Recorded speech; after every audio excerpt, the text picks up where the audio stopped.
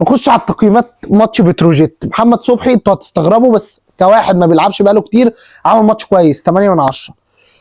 الونش وحسام عبد المجيد عملوا ماتش كويس 7 و7. بنتايج كان اقل واحد في الدفاع 6 من 10. عمر جابر عامل ماتش ممتاز 8 من 10. دونجا انا كنت مديك 7 من 10 لحد الجون، انت بتترقص ازاي كده يا دونجا؟ ايه يا دونجا التهريج ده يا دونجا؟ في مركز 6 يترقص الترقيصه دي يا دونجا؟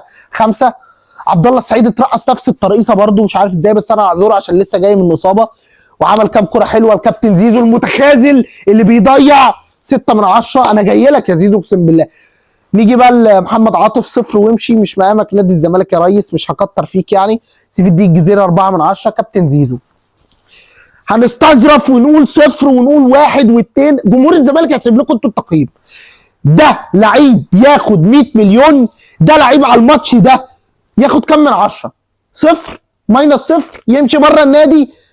انتوا مش مقدرين هو عمل فينا ايه؟ مش مقدرين ان احنا داخلين الماتش الاهلي فرق 5 بونت بسبب انه مش عارف يحط الكوره في 6 يارده، بسبب ان عبد الله السعيد بيديها مش عارف يحطها في الجون، بسبب حاجات كتير جدا. واحد يقول لي جاب كوره في العارضه بس الحظ، ما هو الحظ لازم يقف ضدك. انت لعيب متخاذل عايز بقى تجيب الجون وتقلع التيشيرت وتورينا المجانس بقى. انا زيزو بجيب الجون وبغيظه، عامل نفسه اغنيه. انا بكره انا كرهتك يا زيزو.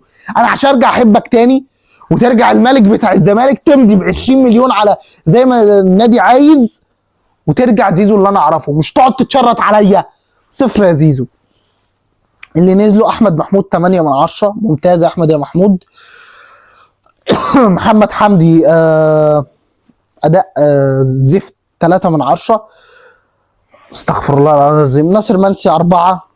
انا مش عارف هو حسام اشرف لا يختبر، منزله في الاخر يا بسيرو. يا بسيرو حسام اشرف مكان عمر جابر دي كانت تديها 75 يا بسيرو. هي الغلطه الوحيده. تقييمي لماتش لبيسيرو يعني في الماتش ده 7 من 10. الثلاثه دول عشان تغيير حسام اشرف اتاخرت قوي، كانت محتاجه من بدري.